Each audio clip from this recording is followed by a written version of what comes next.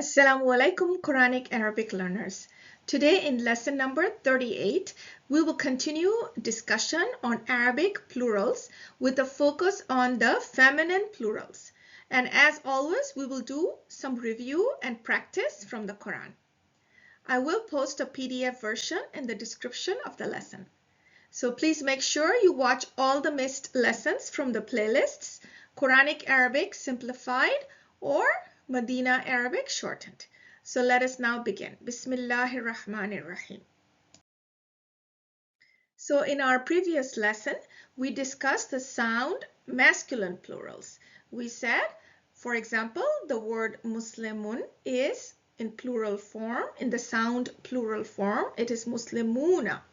So here today we're going to look at the feminine side of sound, feminine plurals. So here it is Muslimatun with the ending of ta marbuta as a sign of feminine.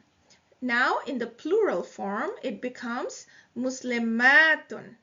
So I hope you notice that there is an alif now in the plural and it is an open ta, right? So that's how the sound feminine plurals are formed.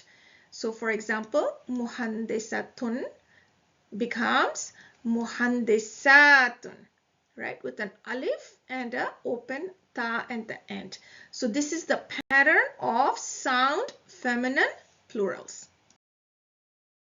So let's note that feminine sound plurals may refer to either human females or to non-humans, okay? As we saw earlier, non-humans can also make feminine, okay?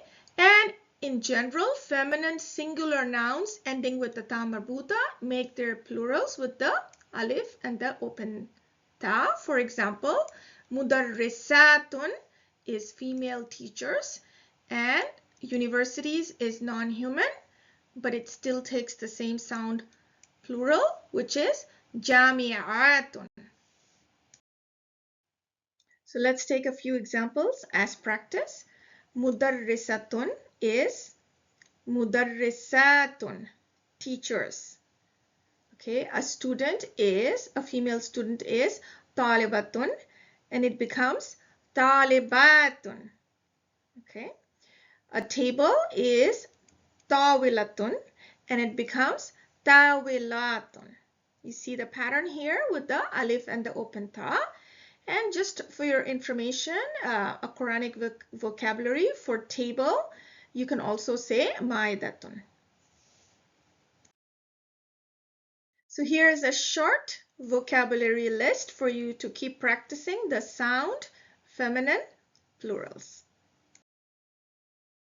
So most adjectives also take the same sound feminine plural endings. So for example, jadidatun is new and it is jadidatun.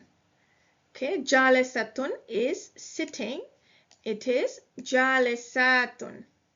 Misriyatun means Egyptian, it is misriyatun. So I just wanted to point out a few exceptions to the spelling that we studied. So these particular words here, even though they end with an alif and an open ta, they are actually broken plurals, right? We talked about broken plurals before. These are broken plurals. For example, bintun is a girl and the plural is banatun. Ukhtun is sister and the plural is akhawatun. Okay, and then fatatun, which means a young girl, the plural is fatayatun. So once again, even though they end with the alif and the open ta, they are actually broken plurals. So we have been studying the sound feminine plurals, and the Arabic terminology for that is Jama'ul Mu'annath Salim. Okay, so let's take a look at the portion of this verse here to study the sound feminine plural. So khalaqallahu as-samawati wal arda. It means Allah created the heavens and the earth. So khalaqa is the verb here. Allahu is the subject here of the verb because Allah created. And what did Allah create?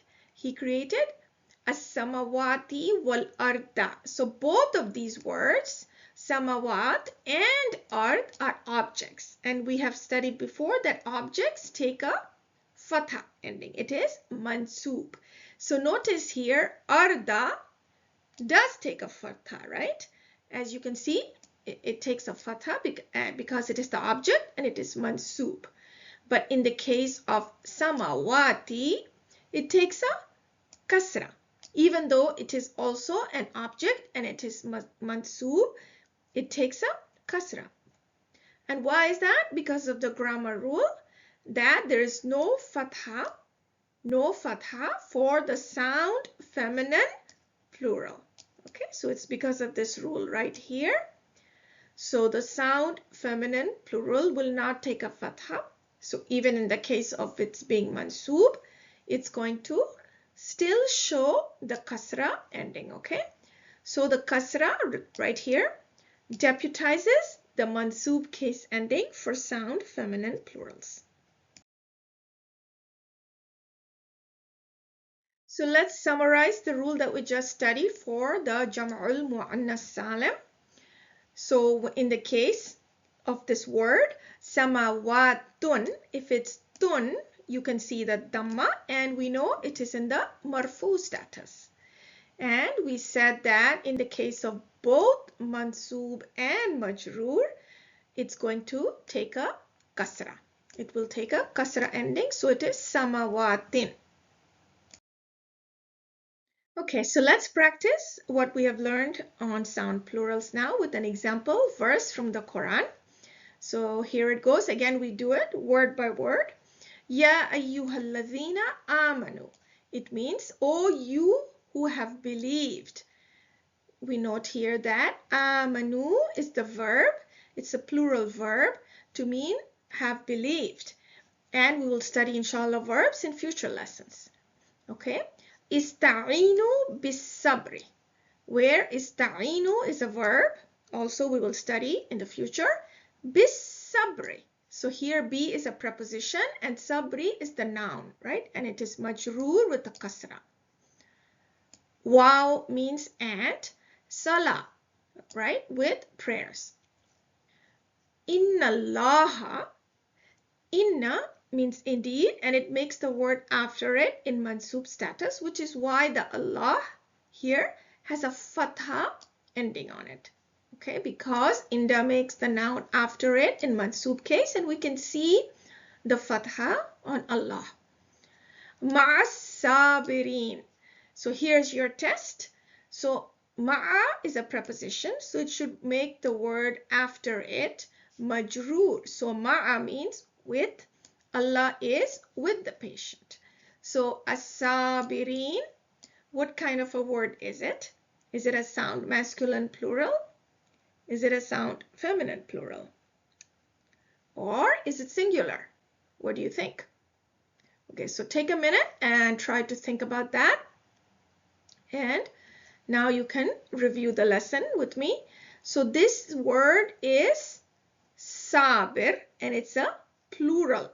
Right? It would have been sabiruna. It's a sound masculine plural. It would have been sabiruna. So why is it sabirin?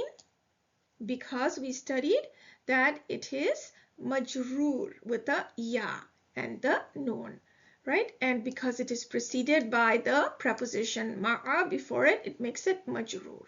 That's why it's sabirin and not sabirun.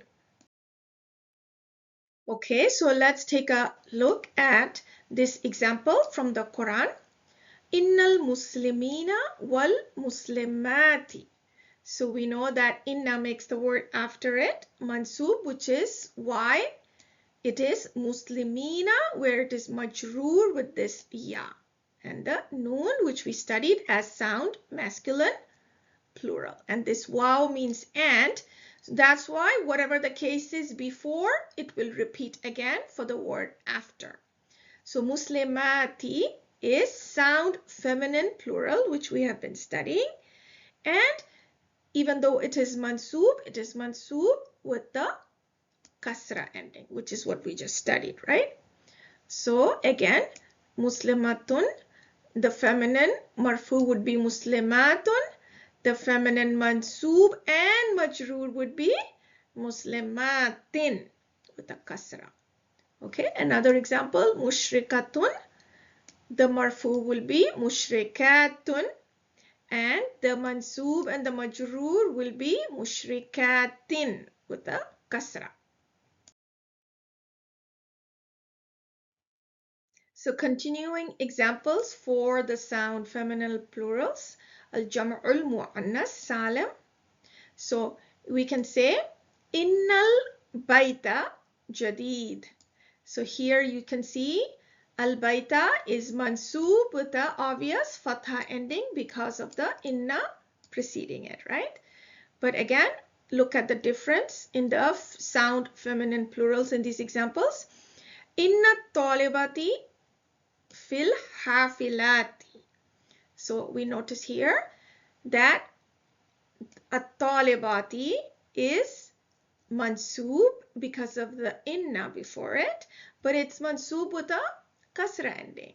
So indeed, the female students are in the buses. Fil hafilati, where hafilati is buses, and it is majroor this time with a kasra, which is the normal ending, right? And it is majroor because of the fi preceding it. And then in the next example, innal ikhwata wal akhawati fil baiti. Again, inna came, making the word after it mansoob. This is why the ta marbuta here is carrying a fatha. It's indeed the brothers. Ikhwata means brothers, and it is mansoob with this fatha ending. And sisters. So wal akhawati. So the wa carries the case forward, right? But here akhawati is also mansoob because of the inna, but it takes the mansoob ending with the kasra. Fil baiti, at home. If you are regular with watching the 2 or 3 short videos that I post